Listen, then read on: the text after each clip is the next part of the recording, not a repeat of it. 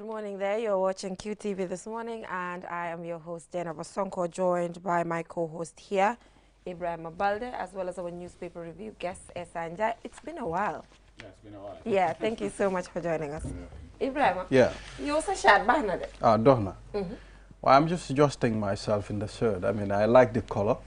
The color, it's visible. I mean, It's visible. You can see it from a distance. I mean, I like the color anyway. But I'm talking about the size. I mean, why you am I feeling comfortable in the shirt? You look perfect. You mean it's my belly? You mean it's my stomach? Wow. Okay. I'm going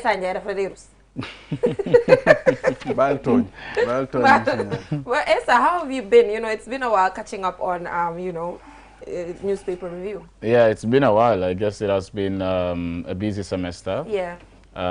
Also, I got married. Yeah, he got married. So, congratulations. Yeah, so I mean, it's been a busy period for me, and I think that is why you could not see me here. Yeah. But you know, today I'm here, and I hope to be here again. Yeah. Welcome on board, brother.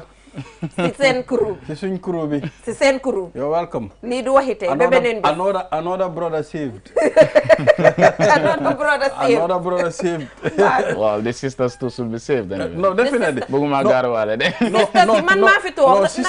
Sister yi soo gisee savuñ leen ba léegi ñoom xam nga ñoom bëgguñ ñëfi ñaareel ñoom dañ bëgg a nekk aaw rek déedéet ñaareel aw ma si problème dinaa la waxal dara sometimes rang bi dafa seere foog ngeen xëjalante xam nga affaire si foog waaw waaye rang bi lu mu doon seere taxut nga lowa sa standard non waaye standard bi doo ko mun a lowa sa bu nekkee ne yow mun ngaa def loo war a def amen yow kaay rek nga gérer sa place waaw gérer sa place waaye tamit man bañu maa nekk ñaareel su dee góor bi teg na sarta yu mu war a because xaga dañ dee wax ne rek ne hey góor mun naa taka be foo te duñ dee dem seet ok waraari rule soo waree taka foo ba pare man góor su ma waree nekk ñaareelam sax foog ma ñee sa aaw absolutely loolu su ma ñeewut sa aaw du ma si dugal loolu foog borom seet ko seetaat xam nga nit sooy dugga place foog nga seetaat it's very important loolu important na bu man daal wax bi waaw waaye nag beneen bés waaye nag rang bi dafa seere waaw baax na foofu soo danga maa wax naan dama lamba daal no I didn't say that loolu nga ma bëgg a wax yow doo man ma nekk fii nga lamba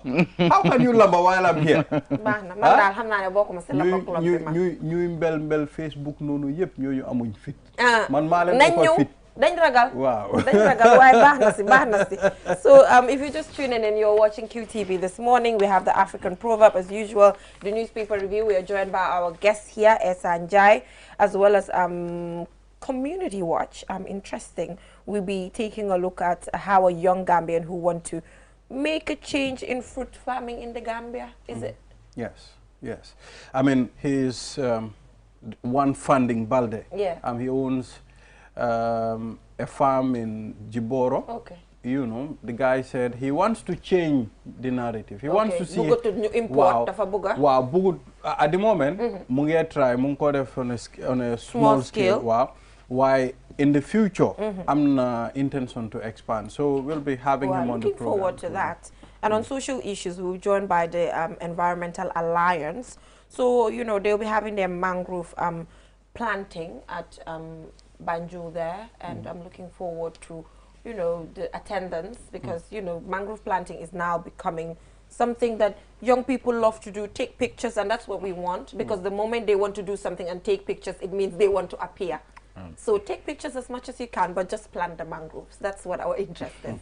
Yes. So we'll be joined by representatives from the Alliance as well as other representatives in collaboration with the Alliance to see this happen, just to take us through some of the plans and all of that. So Ibrahim, what is our African proverb? The African proverb reads, education is not accumulation of knowledge, but the awakening of consciousness. Education, it's not the accumulation of knowledge, but the awakening of consciousness. Yes. I think we have the right person to help us interpret this, you know, as a lecturer at the university. Well, the reason why generally put up this proverb, I mean, I just want us to understand the difference being educated and, you know, having the understanding of education itself. You understand? Some people are educated, but I mean, sorry to say, nonsense. I mean, Mr. Adelum Koder, it's nonsense.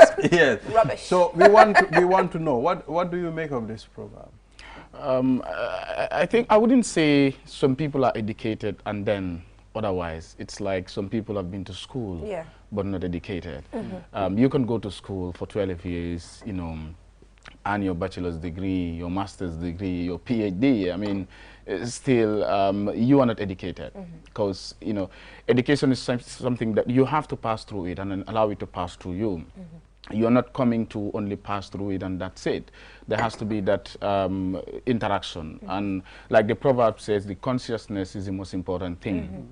And what education teaches an individual is that sense of, you know, how do you call it, sacrifice, selflessness that you have for the people, for the community, for the society that you are from. If your knowledge cannot serve or uplift the lives and livelihoods of people, of the community, if your knowledge cannot benefit your society, then that education or that knowledge is meaningless. So does this have any direction in relation to like people's ideologies, you know, being conservative sometimes, unwilling to change as technology is changing, ideas are changing, traditional practices are changing? What's the relationship? Not necessarily. It depends on, I mean, what is relevant to that particular society. If you live in a society where probably they don't necessarily need this technology or whatever, I mean, to move on, to live. I mean, what is the essence of having that? Just last time I was watching a documentary. One community is in the United States, a very remote community. The people there said they did not even know that the U.S. has ever had a black president. Because they don't watch TV, they don't follow internet, they just secluded in a life of their own. They are not interacting with anybody out there. So I mean, those people, probably the life that they need is different from those in New York or Washington. So it depends on what is relevant to that particular society. If you're an educated person and your knowledge, I mean, the society that you live in, it needs technology, for instance, to move on. I mean, your knowledge will be relevant in that case. But if they don't need it, I mean, what is the essence of it? So it depends on the society that you live in, whether it is relevant. Exactly. I think it's important. I mean, well, before we proceed, I mean, I'll connect this to the higher education minister. I mean, loan scheme, I mean, the education loan scheme. For me, I was thinking to myself, how are we going to pay this? I mean, if you give me a loan now, how are we going to pay this thing? I mean, the loans that are given to students, the paying methods. Well, actually, we are aware that the ministry is yet to communicate how this loan scheme will be paid by students. Just yesterday on QTV News, I saw the Minister of Higher Education talking about the fact that they have to meet as a committee to finalize on the modalities, you know. But we all know, I know what you're driving at, sustainability. The minister himself that's the thing that I was thinking. I mean, I said how the payment procedure, I mean, this should be put in place for this to work. Otherwise, they'll just start it, and at the end of time, 1 or 2 students in pay, and it will be profited. So, Esa, do you think this is achievable? Well, it depends. I mean, I think also what the ministry could have done before now saying that, okay, we will meet at committee level on the coding modalities. I think before coming out with the pronouncement, I mean, there should have been all those things in place. They should have met and look at the modalities, because these are very interesting. I'm really much interested in this, because a lot of people are talking about this. If you look at our higher education sector, if you go to the university, you have a lot of people that are not on scholarship, that always struggle every semester to pay their fees. Some will be working, trying to pay. Some, they will have to defer their semesters because they're, and then it's important that the government comes up with a mechanism, because I know the scholarship that they do award to students, there is always a challenge with that. You know, this has been happening since Jammeh time, that mostly the Minister of Higher Education will just award scholarship to students, but without paying a dime to the university.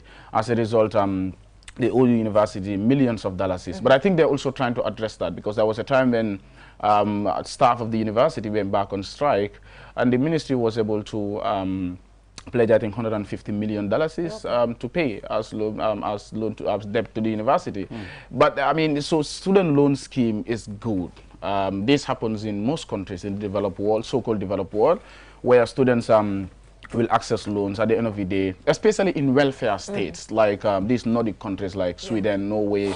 They have this welfare system where they'll give you loan at the end of your studies. When you finish, you secure a job, and then you pay back. But the question now in the Gambia is the employment opportunity. Is the right environment there? Even putting aside the employment opportunity, Ibrahim, I've spoken to a lot of people who got government scholarships, and they're told that they have a bond, okay, with the government.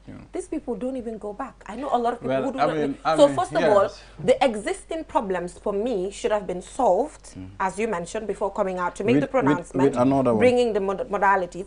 Those issues need to be solved because it's actually happening. People paid for by the government, they need to go back and serve, and then at the end of the day, they can't. But question also is, do they even have space to serve? It's it's a good initiative anyway. I mean, it's good when you put it on paper and you show it to the public. I mean, but there are things that should be strengthened first. I mean, you know, the payment procedure. I mean, if at all the employment system in the Gambia, it's organized in such a way whereby a student will just graduate from university and go straight to employment, and you know the payment procedure. I mean, if at all. It should be connected in such a way that, you know, the student would be able to pay all these loans. But, I mean, considering the fact that we don't have all those things, some people will just graduate and they move. I think the problem also is, Balde, I mean, you see, I've always argued that our education system is not tailored in a way that it will address our societal needs and problems. And we are producing job seekers instead of job creators. Because at the end of the day, the government and the private sector cannot, how do you call it, accommodate all these people. But we should have, if we had an education system where we produce job creators, that when Balde graduates from the university, he goes on to find job for himself, to create something for himself, where he's going to employ Jenaba, and employ Esa, and employ somebody else. When somebody also graduates, do that. So that at the end of the day, they don't have to wait to rely on the government to have job to be able to pay back. Because it's in such a way that if you give loan to these students, if they graduate without employment, they wouldn't pay. They wouldn't be able to pay. And I'm thinking also, if you look at UTG tuition fee now for a period of 4 years, you'll pay a minimum of $160,000. Some will go up to $200,000. So if you give $200,000 to someone as loan, and then that person is employed. We all know the salary structure in this country. As a graduate, you go into government, maybe your take home is $6,000. I mean, when do you expect that person to complete that payment? So when that person has an opportunity to go outside the Gambia or go somewhere, you know, in charge of greener pasture or to pursue something, either higher education or job somewhere, then that money will be paid. And this is where the brain drain comes in. So it's really something that the ministry has to look at holistically. I always say that Gambia, we focus a lot on quantity than quality. We always want to say, okay, we've done this, we've given. But then at the end of the day, how will this, because they have to pay back the state. The state is sacrificing a lot of other areas to give it to these people. So they also have to pay back. But how will they pay back if the right environment is not there? So I think, like you mentioned, things have to be coordinated, done right, because there are things that we can already existing problems that we can point at on the side of the ministry as to following up on things. So we really need to be convinced that they can facilitate something like this, because at the end of the day, this is taxpayers' money. And I'm not saying we should not educate, but some people, but we have to be realistic as to how we do things, because there are also other sectors too, that needs money at the end of the day. Well, we are talking about subsidy just yesterday in relation to the fuel, you know, and at this point in time, government is saying that they have to reduce. And then if that happens, strikes as such that happened over the last week will get to happen. So, you know, just shows that things have to be coordinated. I think a lot of, even America, just last week, Biden announced forgiving loans scheme, whatever, to forgive students, you know, that took loan. So, I mean, countries are facing this. Like I said, countries are doing this, you know, giving out loans to students. But at the end of the day, you also have to look at the economic realities. In fact, is this feasible financially, looking at the economic situation of the country, how will they fund this? Where is it coming from? Because all those things are not clear to us, whether this is coming from normal external donors who will provide the fund, or whether it's coming from the government, the Gambian state itself is sponsoring this, funding this. I think that is something that we need to be clear about. Well, I heard the Minister for Higher Education say taxpayers' money. I can't conclude on it, but I heard him saying, this is taxpayers' money. Well, he said something like that. Okay. But like I said, they are not out yet to give us like a clear roadmap as to how they want to achieve this and what should be done. Exactly. So let's wait and see. But I think he will come out because he's someone that wants to, talk to the people, be in the media and talk to the people. He's so open. I think he will clarify these things more. Yeah. So I don't know, because I don't know if this is his innovation really, because you can see that he came in within a very short period, and this came up, and this announcement was made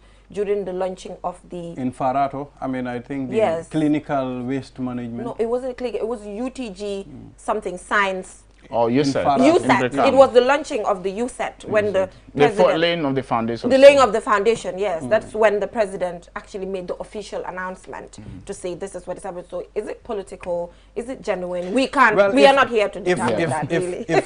If good structures are put in place, I mean, it's a good thing. Yeah. it's a good thing. So Ibrahim, I think we are already on the newspaper. Yeah, so now what we do, Jaraba, Jaraba, I mean, on this program now, we'll be bringing things that are affecting our society. I mean, as you know, now I am mobile. I mean, I use my bike, I go around. When I see things that are affecting the people, I just snapped on my phone and we discuss it on the program.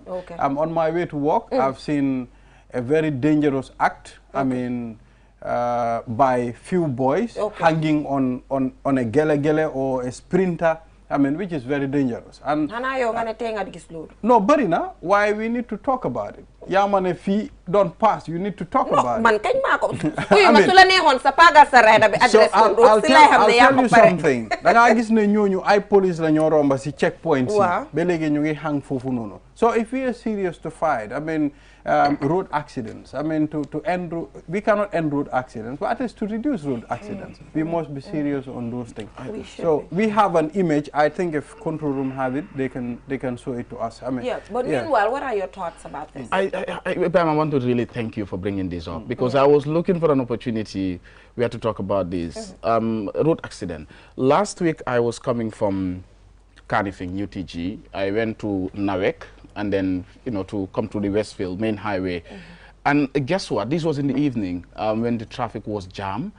I saw 5 container lorries trucks coming from Banjul end.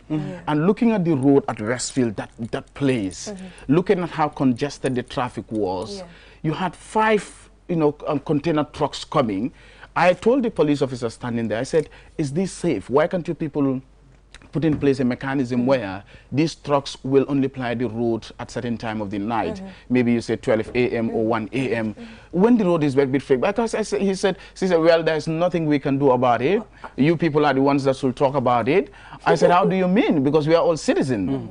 But her excuse is that she's in a uniform, she cannot talk about this, so we are the ones that should talk about this. I said, in Gambia, we are reactive. We are not proactive. Instead of putting in place preventive measures, we just wait it to happen and then we say, Ndogale yalala.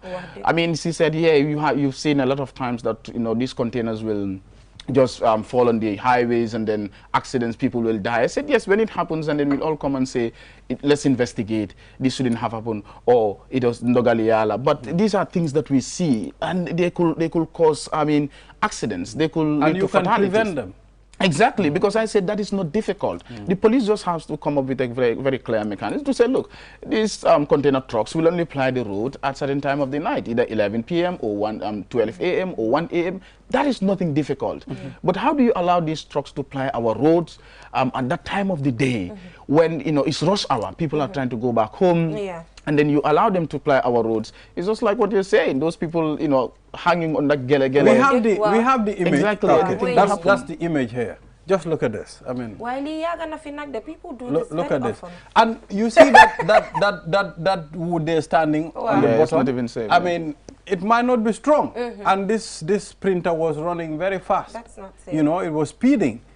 You know, so this is dangerous. I mean, I think anyway, we should do away with this. We can now we can just read some of the headlines before, you know, before Esa leaves. Just so we already talked about the Forum on Higher Education Financing. We also have that TVET receives communication tools to campaign against negative perspectives when it comes to vocational training. And also, Gambian driver's license should be valid for 3 years. Omar Cisse. Omar was here yesterday, and I told him how he's always in for his drivers. But anyway, that's what they do.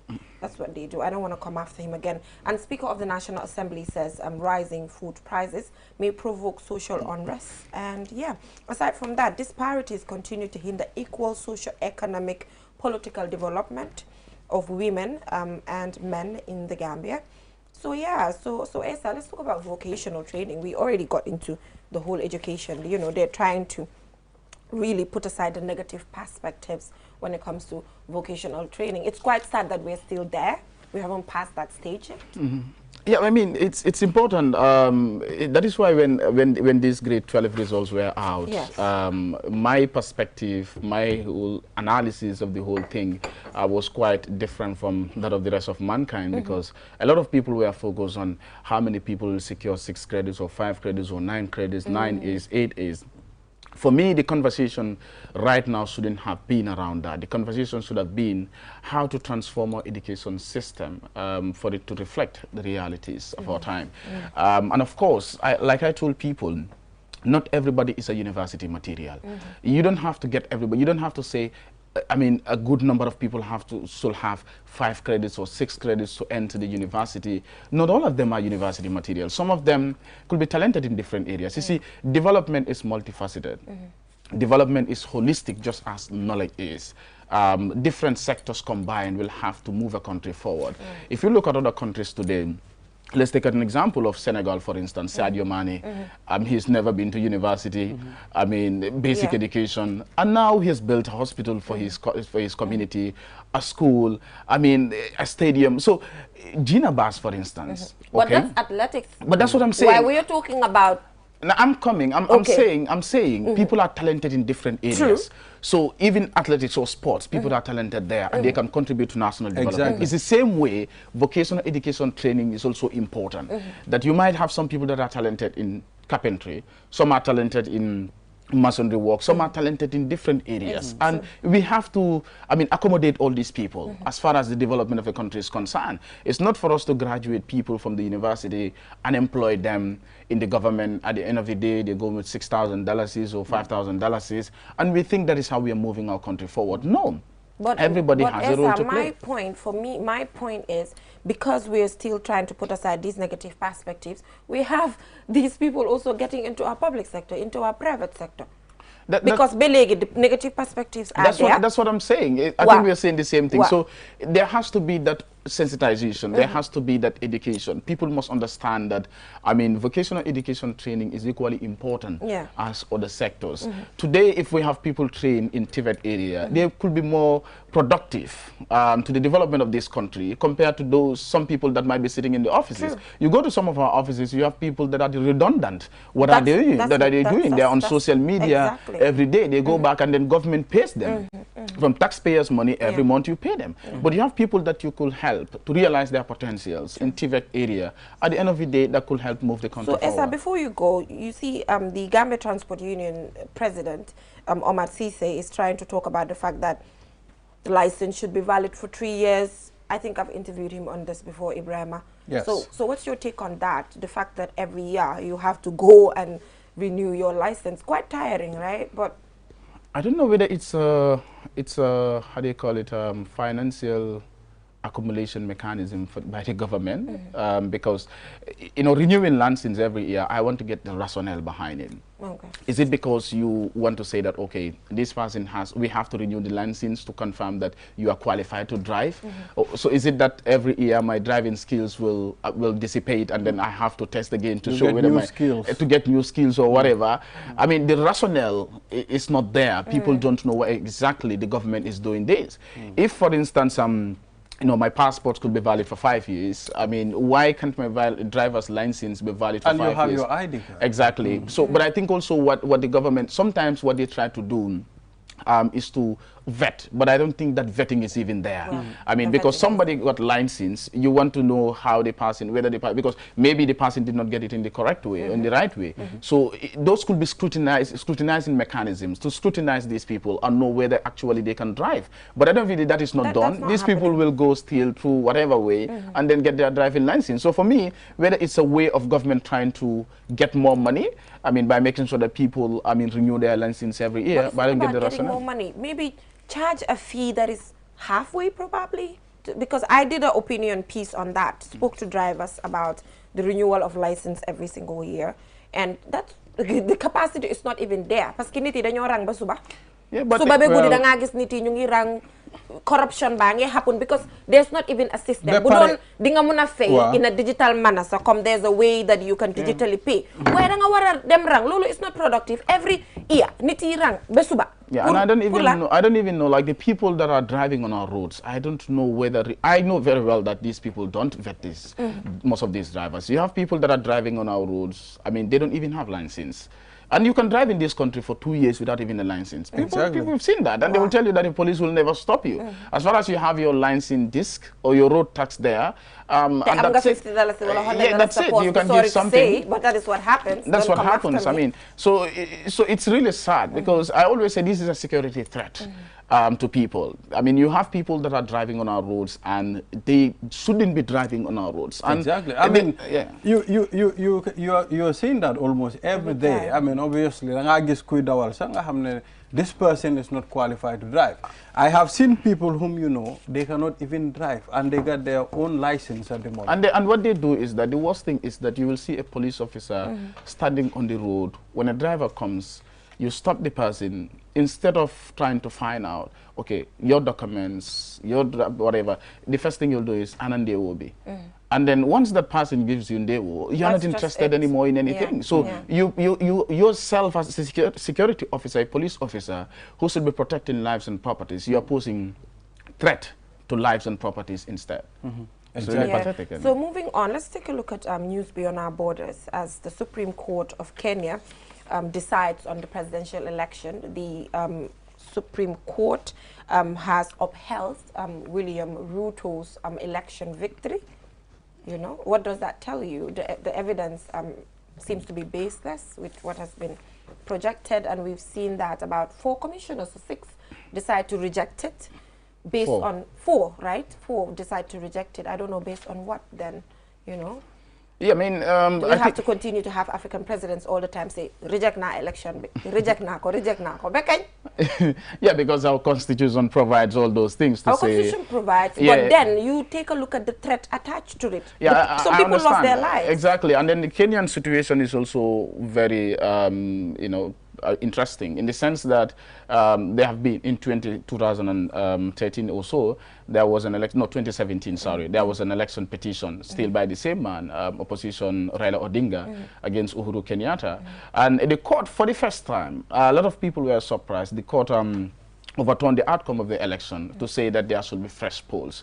But, you know, Odinga decided not to contest. He boycotted because he felt that the same IENBC members are there, so it wouldn't be fair. And that's how Ruto became president. And for the second time, we're seeing he contested again the election results. I think this is for the 3rd time or so.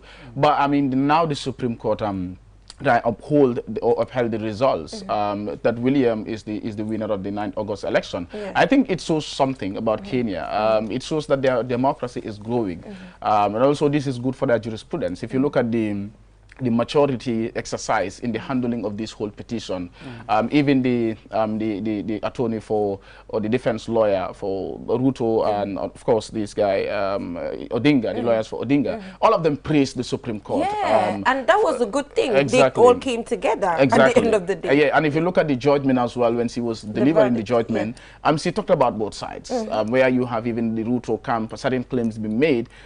She said that those were not genuine, and also on the side of Odinga, certain and claims he made that are not genuine. So it was done in a very matured manner, and the good thing is that Kenya is not having post-election violence this time around, as opposed to 2007 and of course 2013. So I think this is good for their democracy, but it's also good for their jurisprudence. Absolutely. And a lesson that a lot of other African countries can learn from, that when elections are done, well, people have the right to petition, but when the court decides otherwise, it's final. Let's go by the court's decision. But do not waste our time. Well, if you don't have any genuine thing to present there. Because at the end of the day, it's the uncertainty also people have in their mind. True, but at the end that can spark violence. That's what and I'm then saying. Takes the country back. People have wasted their time building things. You know, so sometimes I just feel like people baselessly just petition results for the sake of their own ego.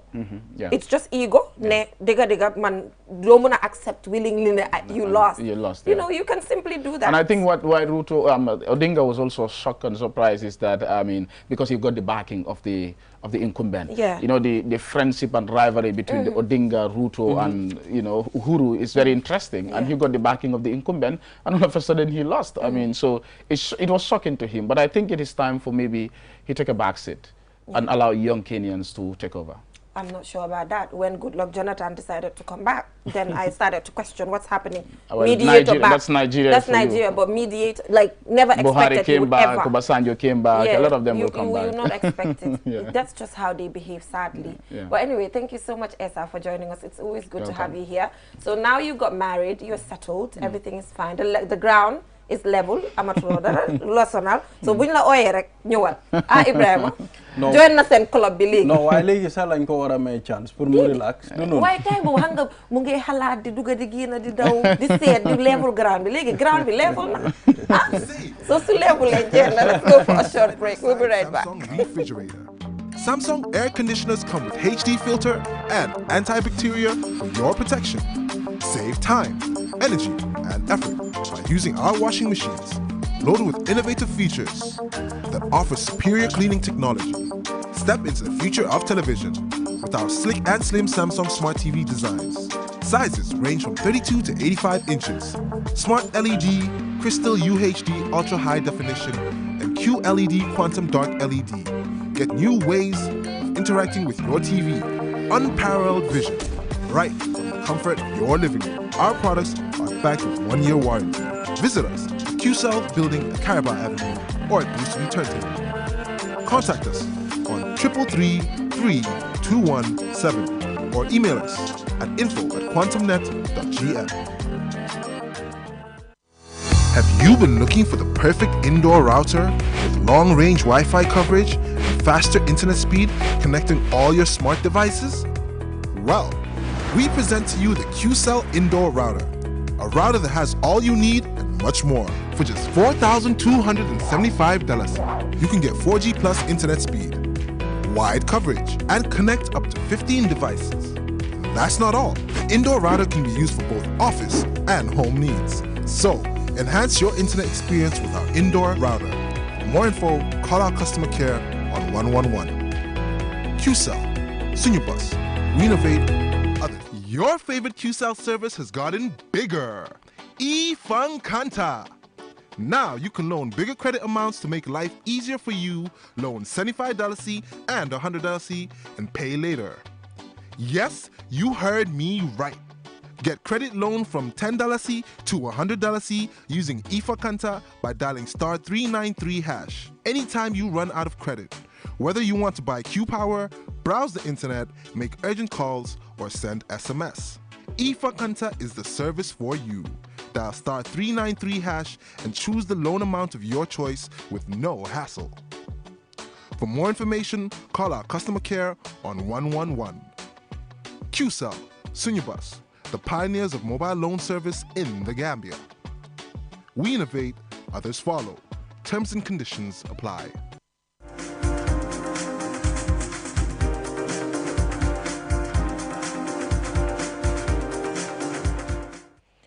Hello there, if you're just tuning in, you're watching QTV this morning. I am Jenna Posonko and joined by my amazing co-host here, Ibrahima Balde. So Ibrahima, we'll be talking about mangrove planting. Exactly. You know, when it's climate change related matters, you know, it excites me. And whenever you see our brother here, what goes to your mind? See this mangrove. Mangroves. Yes, Momodu Inkemba, President of the Gambia Environmental Alliance. We're also joined by the Head of Corporate Affairs, Standard Chartered Bank. Thank you so much, Mr. Mustafa Ajom, for joining us. Thank you, Jennifer. All right. So to start with, you know, what I should not ask what motivated this activity really, because we all know about climate change dynamics and the need to continue to engage in restoration proposals. But what is justice going to add to the already existing efforts to, you know, changing climate change dynamics in the Gambia? Thank you very much, Jennifer. To start with, there are a lot of things that actually ignited this action that we are going to take this coming Saturday. Prime among those is actually helping the city. We've seen in the recent flash floods, people call them flash floods, but these weren't necessarily flash floods. These were real floods. I mean, the country's capital covered by water for over a week is something that was really very alarming. So prime among the reasons why we are doing this is to help the country's capital, which is Banjul, which is really in a very bad state, especially considering the fact that they have lost vast hectares of their natural habitats of mangroves, which used to serve as barriers or as windbreakers, as even flood breakers. They used to stop floods into the city. So getting the mangroves back in the bond road will, in the long term, really help the floods in Banjul. Not only that, we also really want to help biodiversity. I mean, looking at the past years, those who really knew Banjul knew that Banjul, like the Tanbi wetlands, is one of the most biodiverse settings in this country, which is really very protected. But recently, the human activities that are taking place in those areas actually needed immediate intervention. So this is what we are trying to do, and we are trying to get all stakeholders on board. Every relevant stakeholder that has a stake to play in this particular activity that we are going to do, we are trying to get them on board so that we can help to cross the ship, to cross the Schaefer source. All right. So yeah, we also want to understand when it comes to you know, activities of Standard Chartered Bank, you know, why do you think it's important that you have to partner with the Environmental Alliance? You know, if people say, oh, it's a bank, you know, why are they into climate change? You know, because most of it in other countries, then you see corporate bodies coming in when it comes to environmental related matters, because no matter what, your settlements too get to contribute one way or another. So it's important that we are seeing such a partnership, really. Yes, thank you, Jennifer, and good morning to your viewers as well. Standard Chartered Bank actually recognized the challenges of climate change being the biggest challenge that is facing humanity currently. And it is important that globally we achieve a sort of a net zero emission by 2050. So for us, we are committed to actually doing this, one, through our community engagement, through our operations, and even through our business as well. So the environment is extremely important. This is where we live, this is where we do business. So recently we realized that there were severe floods that affected the city, as our partner has just mentioned here. We needed to do something as a responsible institution. So we reached out to Gambia Environment Alliance, alongside, as he mentioned, working with the most important stakeholders, which is the Ministry of Forestry, Department of Wildlife, and obviously the Banjul City Council as well, because they have a huge stake in this. In the long term, the mangroves would certainly serve as a defense for floods, and as he said, windbreakers as well. I mean, if the defenses are breached at Tanbi, it can actually go all the way to Talinding. That's how much it affects, you know, the greater Banjul area. So for us, it was very important. We do a lot of initiatives like this. Recently, we planted over 200 trees at Kafuta.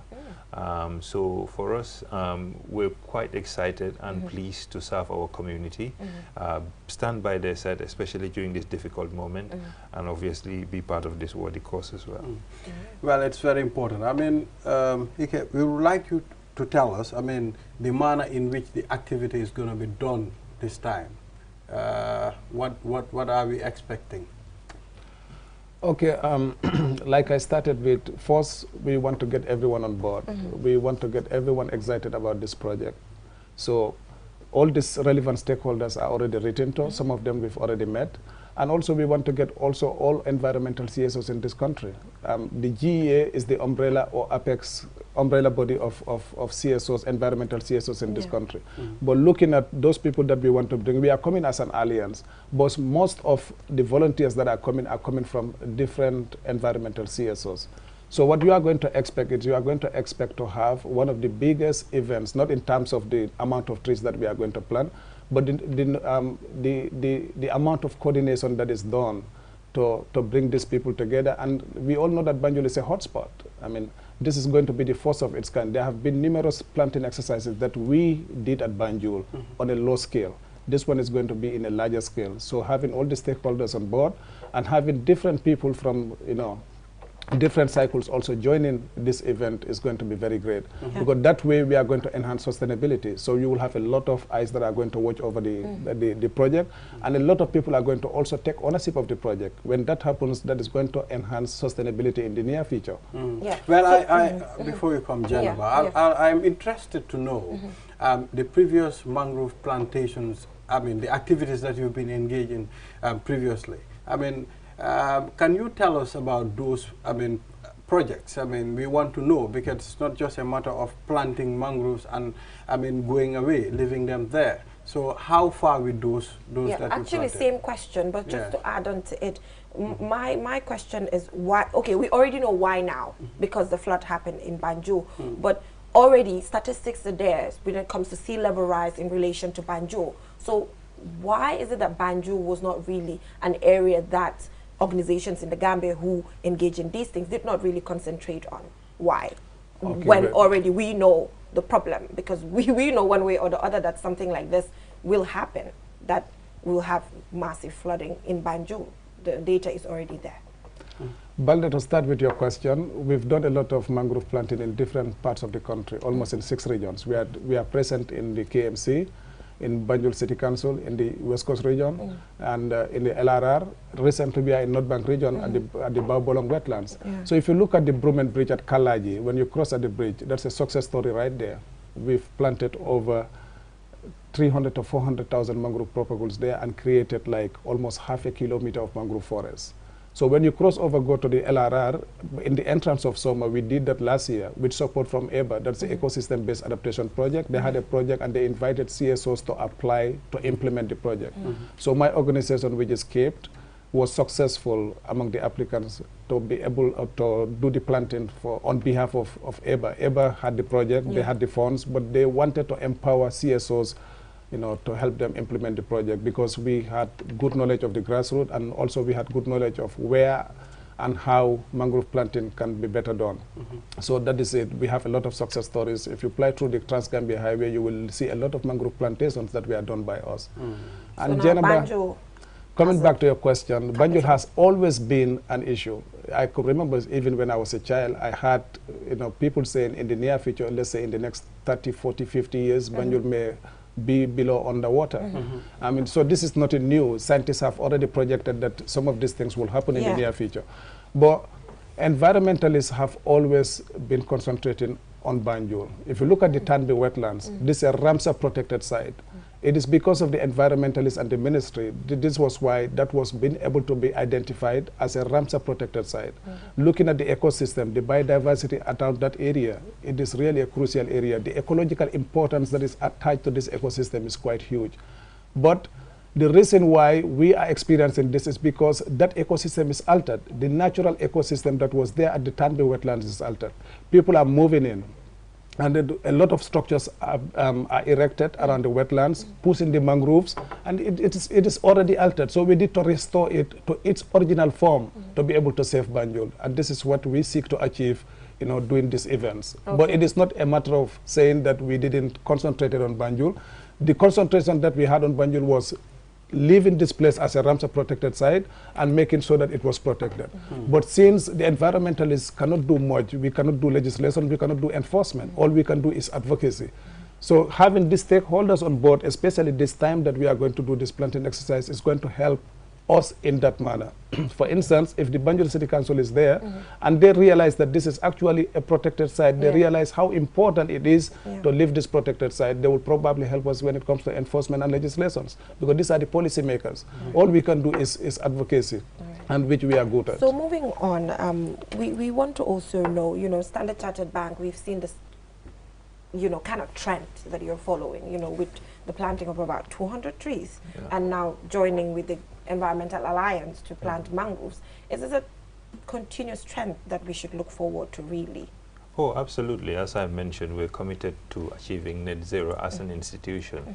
And from an operations point of view, we hope to achieve it maybe by 2025. And then from a business point of view, maybe by 2050, which aligns obviously with the UN development goals as well.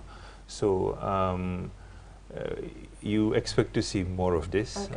We will continue to work because the environment is extremely important.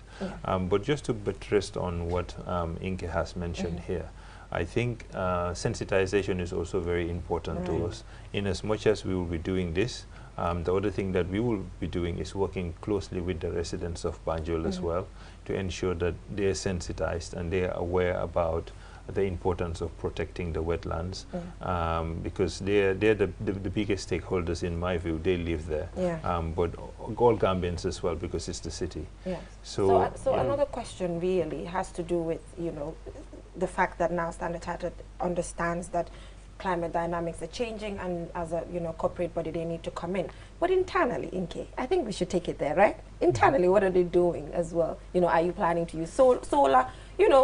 The more we have our corporate bodies also shift to renewable energy and set aside fossil fuels, obviously, then, things can be better. So around that end, is there any commitment? Can we count on anything to say, oh, we're saying we'll use more of renewable energy with our services than, whatnot? Oh, certainly. We have started that, and across the globe as well. If you really follow us closely, you would see that we're actually taking the lead in terms of that. I'll give you an example. In Standard Chartered Gambia right now, there is absolutely zero plastic use in that office. So even a water bottle, plastic cannot be used in the office. So we do have dispensers, and it's refilled all the time. So you'd have to have your glass, and then you come in and use that. So we're looking at very efficient ways of make sure we reduce energy usage as well, that we can have in the country. It can be very challenging to have some of those resources, but we're doing the best that we can in terms of making sure that all the ACs are off at a particular time, or the lights are switched off, for example, at a particular time. The amount of energy that we consume, and obviously using solar in some of our facilities as well. We will come with our cameras to verify that. Please do. Are we allowed to do that? We'll come with our cameras to verify that. Well, I mean, sometimes it's easy to say. Yes, and we have to verify this, Ibrahim. Yeah, so now, Inke, what is the biggest threat to mangroves? The biggest threat to mangroves is human activity. It has always been the case with mangroves. First is indiscriminate cutting down of trees, which has already affected our forest cover. We've seen what illegal logging have done for us, and we have seen what deforestation has done for us. So the biggest threat to mangroves, because the mangrove ecosystems, I told Jennifer here several times, that the reason why we are able to have at least 3 million mangroves in less than a decade is because of the sustainability part of it. When you plant mangroves, you are planting them at the wetlands, so you don't need to worry about stray animals to start with.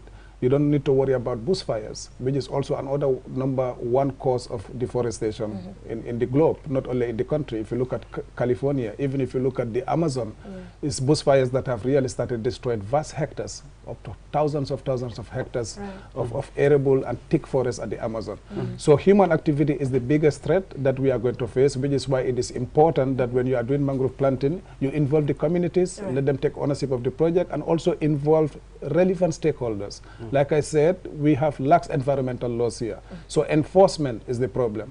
As CSOs, we cannot enforce. We have no audacity. We cannot quote any law or any act of parliament to say it has given us the right to enforce or stop people from doing X, Y, and Z. All we could do is advocacy and sensitize the people. So the biggest threat, I will definitely say, is human activity. Yeah. So, Inke, due to time constraints, quickly, are we to expect any, huge delegation, as in government officials? Should we expect something like that? Maybe the vice president, environmental minister. So when I said we've engaged all relevant stakeholders, we definitely meant that. So we've written to the Office of the President in his capacity as the Commander-in-Chief and the head of the state. We've also written to the Office of the First Lady, the Office of the Mayor of Banjul, and all the MPs and councillors of Banjul, who are also going to be great stakeholders in this project. We've also written to the Mayor of KMC, the Department of Parks and Wildlife, the Ministry of Environment. You know, we've written to all those people, and we are trying to engage them so that they could come and grace the occasion. All right, we'll be watching for the councillors especially, the ones that will be voted we in. only hope that the politicians will not come and hijack the event. No, well, it's left to you to not allow something like that. It's purely Standard Chartered and GA project. Yeah, so you have control over that. But we will be watching to see ñan ñi nga xamne ñun dañ leen jox suñ vote, ñan ñoy feñ ak ñu dut feñ. Ñu dut feñ. Then xam ne Banjul daal. It's important. It's important because then they want to come up with other things. Yeah, because a lot of people posted about Banjul. Now we have an organization that is right here that is trying to do something about Banjul. I think, yes, we need that moral support. You know, their presence will add a lot of value and a lot of... It should. Yeah. So, Ibrahima, we have Standard Chartered Bank here. Yes. Talk suñ kanam jàkkaarloog ñun. In fact, why? Yow lii dafa ne. Look at Standard Chartered new sponsor this morning. dañ war a ñëw. Excellent.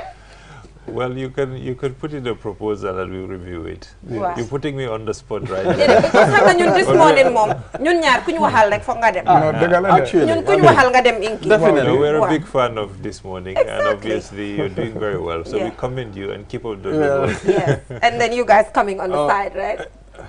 Remember? Yes, they're coming on the side. No, You better start working on the proposal. You know, side by side. Marketing, start working on your proposal. Definitely, and send it ASAP. We'll send it there. In fact, we're sending it personally. I mean, Really? we're going there. We should do a tour or something. Yeah, we're doing that. Okay, we should. But gentlemen, thank you so much for this initiative and good luck. So Ibrahim, I'll be there. You know, I've already confirmed my attendance with my team. So hopefully I'll see you there. Well, it depends. I mean, it depends on... It depends on engagement. This is my brother. I don't want to say things that are not right. Get your shorts on, and shorts on. What? I'll take him to Sinted again. Yeah. Wow, definitely. Better get your shorts ready. Definitely. We'll try to come. Yeah, thank you so much for joining us, and good luck. Looking forward to the event on Saturday. So viewers, from that, we'll be heading right on to Community Watch. We were talking about agriculture, a young Gambian who wants to change the narrative when it comes to the importation of fruits. We just import everything. Dukakumba, dukani, duluneka. So mom, he's saying that he wants to stop that. He's, you know, doing it small, but has big dreams to actually change that sector. Gradually. So we'll go for a short break and we'll be right back. To stay tuned.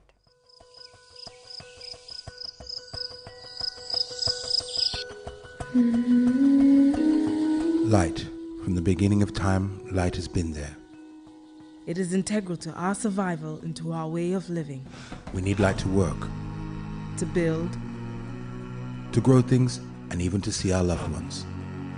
Light makes things easier and better. So QCell has changed the way you buy Q-Power to make it easier and more accessible.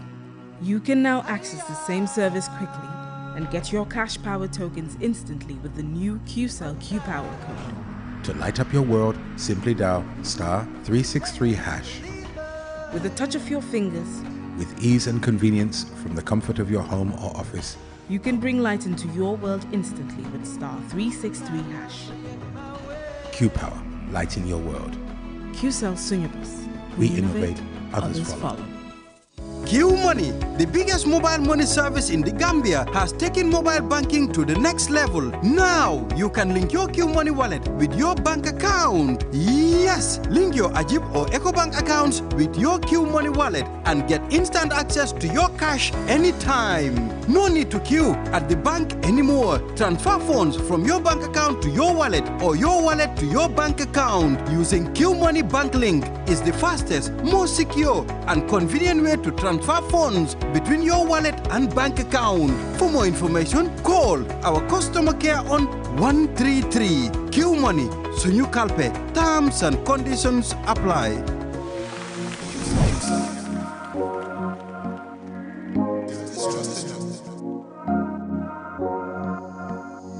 As the fastest growing GSM company in the Gambia, QCell has the widest 4G plus coverage in the country. 3 times faster internet speed than our competitors. So switch now and dial *335# and enjoy what true 4G feels like. QCell, the Gambia's trusted network.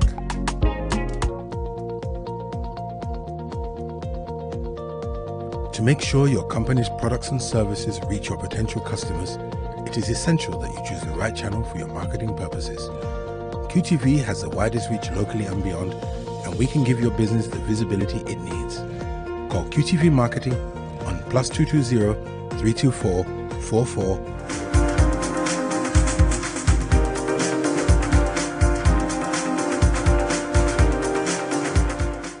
Welcome back from that break. If you're just tuning in, you're watching QTV this morning. And now we're joined by Funding Balde, owner of Premier Farm. Ibrahima and surprisingly, Mom Balde Banala, Mantam Balde Banna. So Mungi Melli, Nyari Balde Banna, you're fit to say. Maneko, who is the man, my original one. No, man, my original. Sinaka, Nakanga de Hame original Bikanla. Original bi soko sété man original ba pare yeen da ngeen xawa helmati sa de dañ duro wa original bi moy ku njëkka judo rek te mako mak ya ko fofu nga ko bi mu ngi melni Daniel na ma rek Daniel na la jeex na copy comes after. I know, right? Ya ngi dégg anyway mu ngi melni suma brother bi mom man dal pare Daniel na la but anyway we are happy about this initiative because comme ni mako waxe we've seen how Gambia we import just everything, you know, amna fruits, mandarin, certain things you hamna sa dañ ko dey import te dega you know, with the required expertise and the motivation, people can do it here. So, you know, why did you decide to take this path? There are a lot of things that you could have decided to do, or you could have felt like it's not lucrative enough to venture into this. So why? Yeah, thank you very much. Good morning. Jainaba and my brother Balde Banna and viewers. Assalamu alaikum. Yes, the thing is, just as you started, I mean, we want to, like, the reason why I venture into this is like trying to produce our own, yeah, which is to reduce the distribution chain and to have a healthy thing to consume, and at the same time develop our own country, have our own source of food, and at some point be able to produce enough to export and produce foreign exchange for our country. Yes. But Mr. Balde, the thing is, you know, I've interacted with a lot of young people and they get to tell me the same thing. Yes. So what is the innovation in what you do? Because then it's the innovation that you have that really separates what you do from what all other people are doing to ensure that people concentrate on it. Yes. People's attention are attached to what you do. So what is the innovation there? Yes, the thing is, I mean, it's not a difficult thing to do. We are in a country whereby we have an arable land. Yeah, and we have a, you know, water source. We don't have a deep water level. Agriculture is a doable thing here. Yeah, and I mean, people were doing it is just because of some factors, I mean, which was discouraging people. Yeah, that's why people, the problems and the challenges people were facing, that's why people nowadays tend to give their back to it.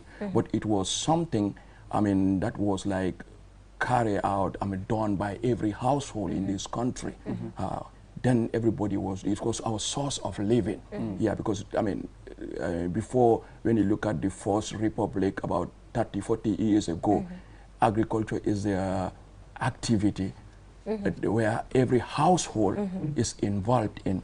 So already, I mean, agriculture is there. This is not a new thing, but it's just that, I mean, we're now trying to change the thinking, so that we can do it at a large scale level, move from subsistence to commercial and mechanized. Yes, and the other thing is to change the people's mindset. For the young generation not to see it as an activity for the poor people, yes, exactly. and the old.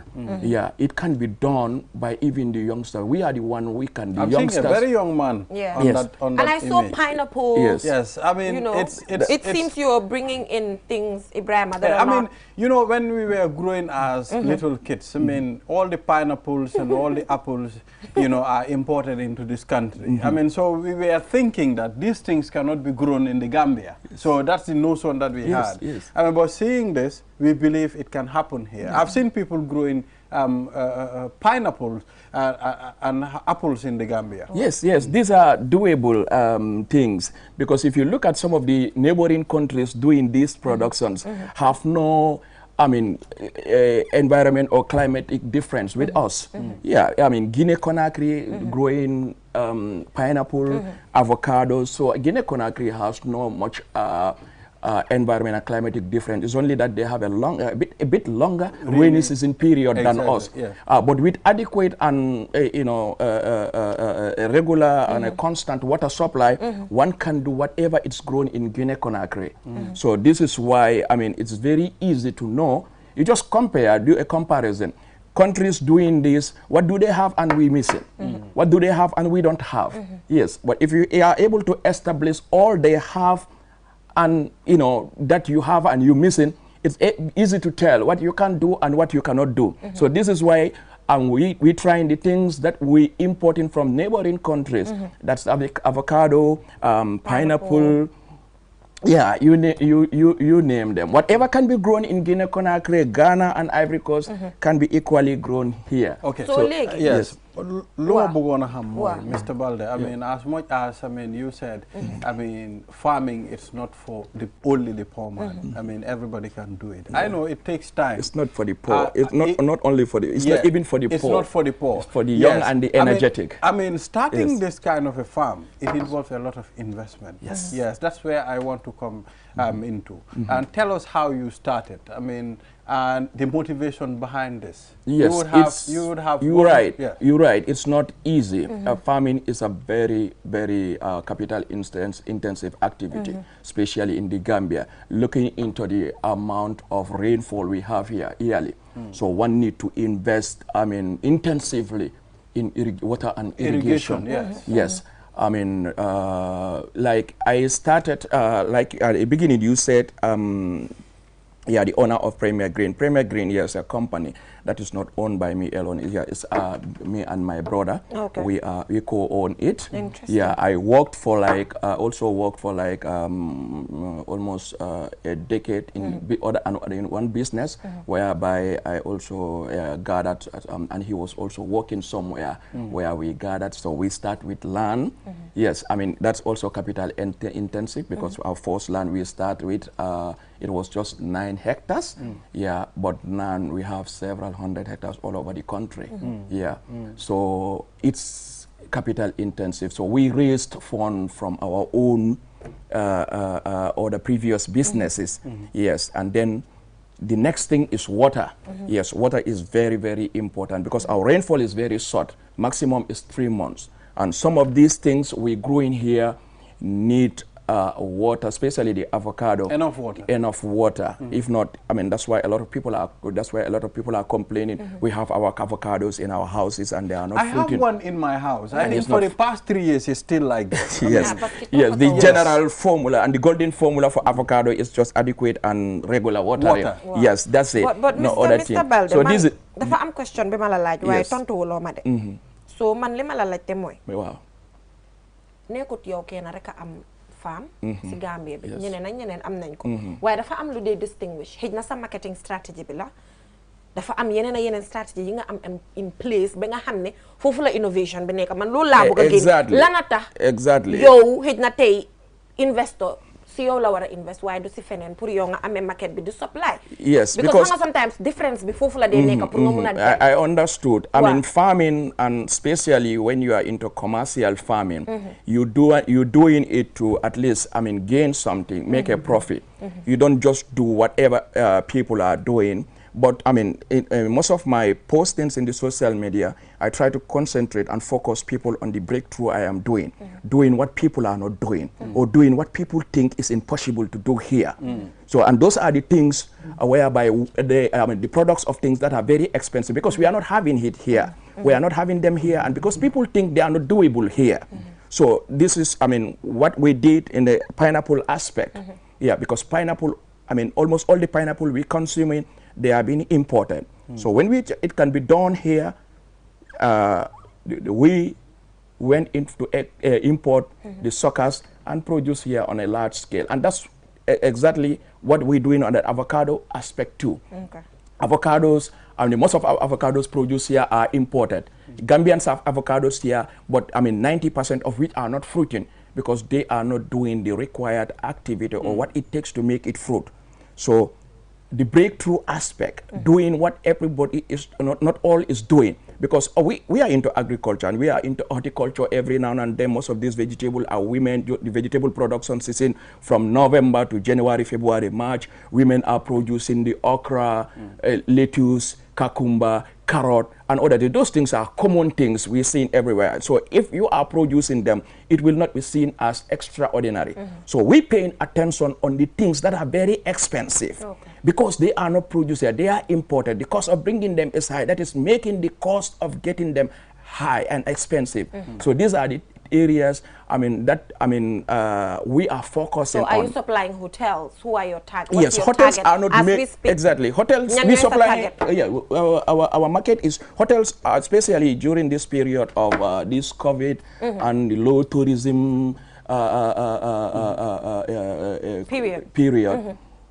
Yeah, they are not a good market for us. But even though when the season is going at its peak, I mean, most of the time, because of their storage facility, the capacity of their storage, they don't take much. But there is market. I mean, the population is growing. People are consuming. So you're gonna supply vendors. Yeah, the retailers who retail. We have a market in everywhere. Brikama, you know, Sandikas, the fruit vendors around the traffic areas. Yeah, they take a large quantity. And we are not. I mean, even at the position, we don't have the capacity to even give the market its. I mean, what they need. Yes, the required need. Let's talk so we need a lot of people to venture into agriculture and do what we are doing. You must have challenges. I mean, you must have things that are also affecting the business.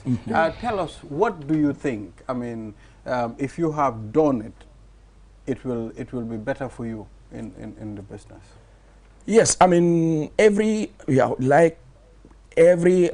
farmer and like in every country in agriculture there are challenges, and we also equally facing a lot of challenges. Yes, even though we are at the investment stage and we are expanding, but the major challenges we having is still water. Even though at our first farm in Basori we have a optimum ideal required water supply there, but our other farms we are developing. Basori is 20 hectares, is one of our smallest farm. We have 20 hectares? Yes, it's the smallest. So we have a one in Badibu that's almost about 100 hectares. We don't have enough water there. We're having water challenges. We have one in URR, which is roughly about 30 hectares. Not enough water supply. Those are challenges we are facing, and if we are on top of those things, we will be able to do more than we are doing. But thank God we are growing. So the other challenges, and that's a general challenge of like Gambian farmers, is like preserving our products. That's the major challenge of agriculture in this country. Yes, we producing, and since fruits and vegetables are very perishable, they don't last long. So we most of the time produce a lot at the production period, but we don't have the capacity in preserving them, in keeping them to stay longer in the food chain or in the market. So this is the other challenge that is in cold storage, storage facilities. Yes, also that most of the time forces us to put our products into the market at the same time. Yes, and that creates high supply, and whenever there is high supply, the price is low. the price is low. Yeah. Yes, you know, price is low. That affects, that's affecting the whole thing is one of the challenges. So generally, that's a challenge because agriculture here, most of the time, the assistance and the farming, the agricultural ministry is giving is most of the time fertilizer. Production is not the problem, especially with seasonal crops. But the thing is, marketing is also a challenge. But Mr. Balde, I think yow, yes, ni ma la gisee nii, yow foog ñu indi waat la this morning nga toog jàkkaarloog ñun. Yow buñ la tegoon ay agricultural students nga lecture ma leen. ñu am benn. Yes, I'm a trained agriculture. La yow dañ la train. Yow train teacher. Waaw uyu ma wax bi jeex na. Kii train teacher la. Yow nga teg ñu di ñu wax 1 times 1. Yow dañ ñu teg fii di ñu wax 1 times 1. Lii daf ñu ko waroon a wax di ci beginning. Waaw ñu xam ne teacher la woon awa. Yes, I'm a trained agricultural science teacher. But the practical experience, I have a lot of it on the farm, on the field. I experience a lot of these things by doing it, by trying it. So that's the moo tax ma ne yow foog nga ñëwaat fii. No problem. toog fii time bi moo jeex. ba pare duñ fi ñëwaat rek de. sooy ñëw ana pineapple ñoo war a dem. waaw yow Mr. Balde yaa mun a ñëw fii indiwuloo pineapple. No, pineapple fu mu nekk nii amin ñoraanguñ. ana piya bi. piya bi moom waaw. non dañoo dem indiluloo ñu dara. no lii ko la ko de. waaye Balde suma brother mu ne da ngeen a ñëw. ñun dañoo dem Basori. ñëw leen dañoo dem Basori. kii daf laa na. waaye moom rayda la amee xanaa man maa dem si gannaaw rayda. non dañoo dem Basori. soo rayda bi dama dem si gannaaw. dimbal parce que rayda la amee de soo xoo ma naka la ñoo excès Basori. te man dama ragal bike duma sol helmet. Anyway, waaye Mr. Balde, due to time constraints, I think we have to let you go. waaye inshallah dinañ dugg si rayda Balde bi. ma aju si gannaaw inshallah ñu ñëw Basori. su ko defee seet lan nga fa am. But thank you so much for joining us. You're welcome. You're welcome. Thank you very much, and thanks for having me. I'm also very grateful. Being with you here. All right. Thank you. All right. So we will just go for a short break now, and when we come back, we'll be joined by Kengman Sweezy. And I'm seeing one of Gambia's top artists. Nakala Boyambe Wati. Koko man ma ko introduce. Nakala. We'll be back. Let's go for a break. We'll be back. Have you been looking for the perfect indoor router with long-range Wi-Fi coverage and faster internet speed connecting all your smart devices? Well, we present to you the QCell Indoor Router, a router that has all you need and much more. For just $4,275, you can get 4G plus internet speed, wide coverage, and connect up to 15 devices. That's not all. The indoor router can be used for both office and home needs. So, enhance your internet experience with our indoor router. For more info, call our customer care on 111. QCell, Sunubus, we innovate, others follow. Save up to 50% energy with the new side-by-side Samsung refrigerator. Samsung air conditioners come with HD filter and antibacterial for your protection. Save time, energy, and effort by using our washing machines, loaded with innovative features that offer superior cleaning technology. Step into the future of television with our slick and slim Samsung Smart TV designs. Sizes range from 32 to 85 inches. Smart LED, Crystal UHD Ultra High Definition, and QLED Quantum Dark LED. Get new ways of interacting with your TV. Unparalleled vision, right from the comfort of your living room. Our products are backed with 1-year warranty. Visit us at Q South Building at Caraba Avenue or at Boost to be Turntable. Contact us on 333-217 or email us at info@quantumnet.gm.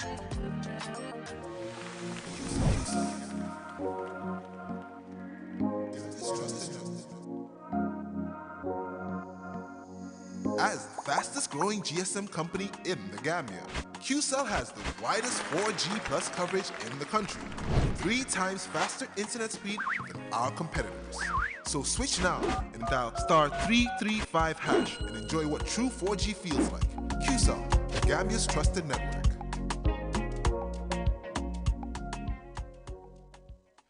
Your favorite QCell service has gotten bigger. eFunkanta. Now you can loan bigger credit amounts to make life easier for you. Loan $75 and $100 and pay later. Yes, you heard me right. Get credit loan from $10 to $100 using IFA Kanta by dialing *393#. Anytime you run out of credit, whether you want to buy Q Power, browse the internet, make urgent calls, or send SMS. IFA Kanta is the service for you. Dial *393# and choose the loan amount of your choice.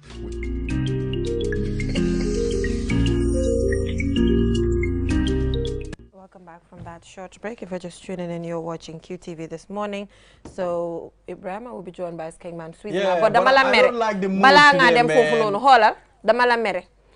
Ñëw na sol na suma wax bu baax with a nice haircut, with nice earrings. Pour nga wax ma sax ne you're looking good. My bad. Noonu nga ko waxee rek rom. My bad. Whatever. Anyway, send me money, okay? My birthday is coming. Send me money on your t-shirt. Send me some money. I'll do that. Good morning, guys. I'm Skengman Swizy, and with me in the studio today, the first time, man.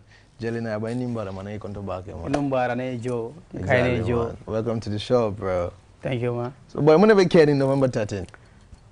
November 12th. November 12th, brother, sorry. Tari kolbe carrying Gambia. Bialum kata kala koteng ate sotola koteng. For real, man. Yeah, man. Album winning. Nene Majo. For real, man. Nene Soto. Exactly, man. Yeah, man. So, enough of the man funny about album winning. Album winning is like almost paritally signed. But Honeywell, we're still waiting for November 12 as well. Yeah. Put the album on him, putting our coolie. Properly put Gambia, yeah, Gambian people to know that album on him finished already. Yeah. So album winning song jelly album winning kono. Yeah, 8 tracks will be album winning kono. Yeah, album winning tabitale abo fudo kono. Sanka free non don kadi dunia la kadi Gambia la. Oda malto da je sai. Exactly. So how many collabos? In Jumale collabo again the album? Yeah, ning attack ya shotale, ning gijole ya shotale. And now Dolphina Besilo can be na. Exactly, man. Yeah. Yeah, Ning actually is one of the biggest show by mistake canting at QCT, and obviously, QCT Monduladi, you know. Dulaba. We own there exactly, man. If I find QCT man can do that, so how long you even more Jamali expect like that? You can barely expect like on the show actually, man. So you as an artist, what should people expect from you as well? Because QCT the whole long on the 12 May 13. Comme na funya min nene majo, abakala nene majo tita abakala tari kolti. Chosi di kay na ko mo man na nin teno ko la kita dunna teno ko la mo dara show ko le to dunna chosi di ko no exactly man am me fa ya video do fa am fintindi in kitabu exactly video is making waves man to be honest jato ete go jio sorry de la be sina wow it's the one that Korka made me say exactly naka jato ete jira naka but yes, sorry. Make me say, the rationality behind the Jato Ete. Exactly. Jato Ete. What do you want to say? Kino kayalo ne Jato Ete yoga sarle. So adanda gel. No, exactly. Okay, make me understand. Why are you guys abandoning me? I don't know. So let me lulu. Dimbelele. Jato Ete. I wish I could translate that to you, but I'm finding like a lot. You cannot help me. So say we good social. Let's continue. Back on the beat. Really? Mandingolo, lan mo tak duglo so. Bo ibetrekan. Ah? Pangala ko so. Wa ibetrekan le. Buba, I am dead. Ibetrekan. No, I am dead. No, I'm not talking anymore. Bo ibetrekan. Ah? So, Janina, can you video for love video ni introduce. Love that introduce fans all like GB for. Video ni introduce ni after intervening continue. Adila. Yeah, man, Jato Ete. Janina, man, for real, man. I'll be right back after this break.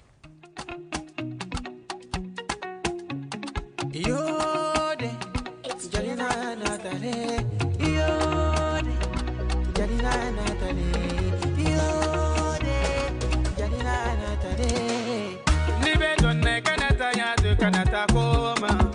Ibuloke bulubala idoke marana. Jato ite kiyo esai. Dulabe sina pati bete gaite kwekesene. Kwa imala figura. Libe donne kanata ya de kanata koma. Ibuloke bulubala idoke marana. Jato ite kiyo esai. Dulabe sina pati bete gaite kwekesene. Kwa imala figura. La rantina tade. Bio la kutekeri. Sikile nyaga gata kuamina. Nene rotige. Moisia kana kuya. Patini nkelo bukata. Kitabu fasia fena muli. Bina betu. Jani na yale kumandiro ke. Shate molo mobene nanku. Minna na manke me wole kela. Minna na manfo me wole fola.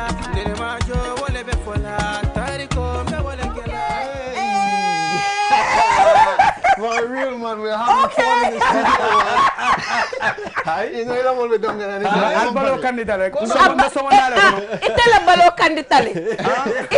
Ibalo candidate de. So someone actually. Actually, what is the inspiration? Mune inspire Bruka song in la. Yeah, so nyage na bonne be ko mo fana bodo laldo. Apoda mul bulo ko na wol kamana ne ke video to wala kitabu nyolti comme jaato ete jio sare. Exactly. Para tra ko nyina do ko junale.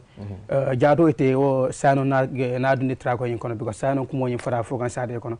Na yelo ko mobile fenno mi anko mo wa fokane so ko manaka tra ko kon ka di Gambia na di dunia la no so ko na tawol nyama no exactly man but tra ko made ambula like 3 years no video nim fanam video is very good man don't only video you shoot actually alaji la shoot be boda ba ko de shout to my brother CA doing it big man for real. I'm proud of you bro.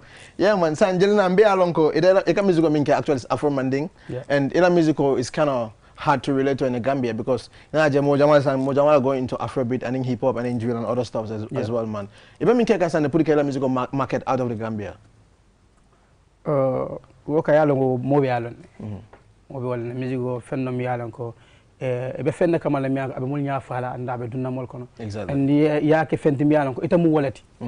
Ye kane fanke fendo ti mi yalo ko man ko. Exactly. So wala nante man na kan oblaje nga trial Afrobeat o kamana but the same time benna kan fo kan exactly kayta ne mo la kon to mu nginati yeah you understand because nyata tala wal nyama no so be mun te fan ko rek yeah so it as an artist lava ke fan jamin dama from now to next year because mbe along go sign industry abe candidate in sign dende next year jam fada bakale yeah just 2 months now so damala Gambia be mo to international inshallah for real man for real yeah no cap on that man so I got my musical industry janyadi for the meantime yeah because mbe along go sign I want to come for mon for follow bomba ko kan ka for sign but from your own idea how could you say the Gambia music industry is moving yeah alhamdulillah ala tendo because kunun anim bi man killing yeah kunun mo le commandiro ko mo be dankum ba ko par bi ne commandiro ke dulaka faale fu mo buka konje so dama ka fo Gambia ya barka still kanoni na gana ka fueta you understand exactly te bol fana ba try kan be doko ke kan ke yani ba ke kan kende ke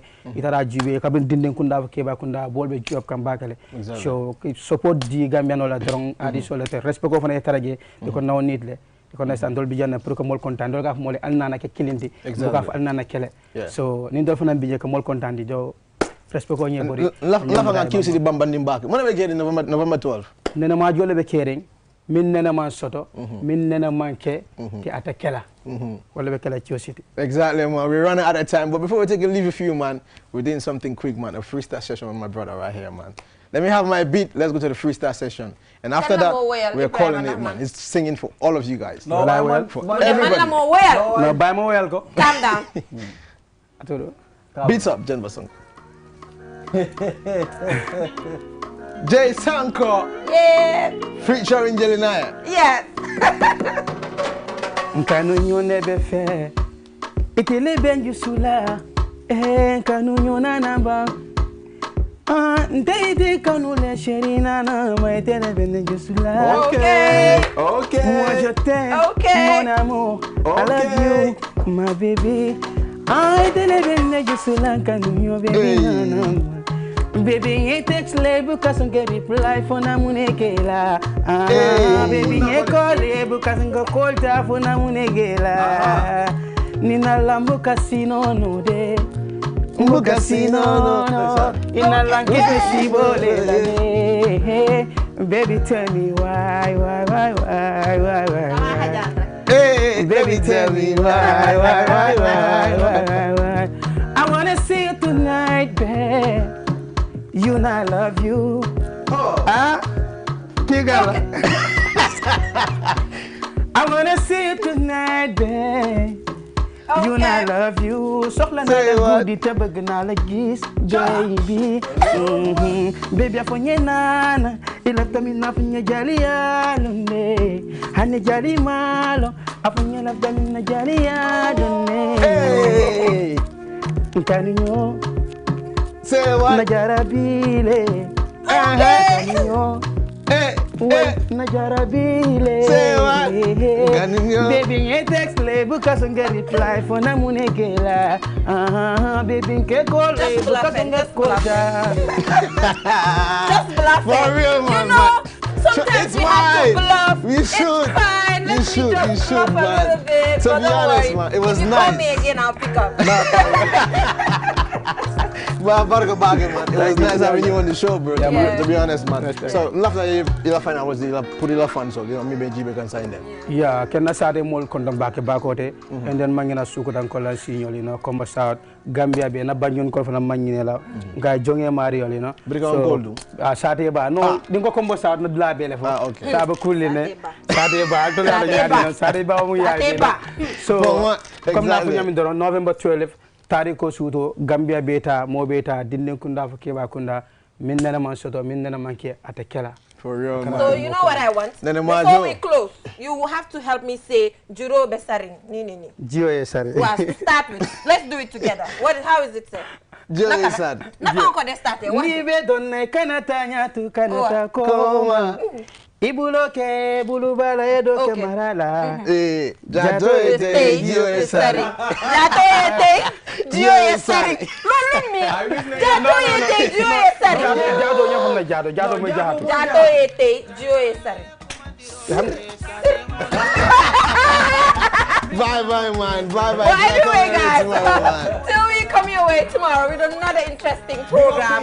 Don't forget. Bye-bye. Send me money. Yes, send me money. Don't forget. Money. Send and me congratulations once again. You know, so till we come your way tomorrow. Bye.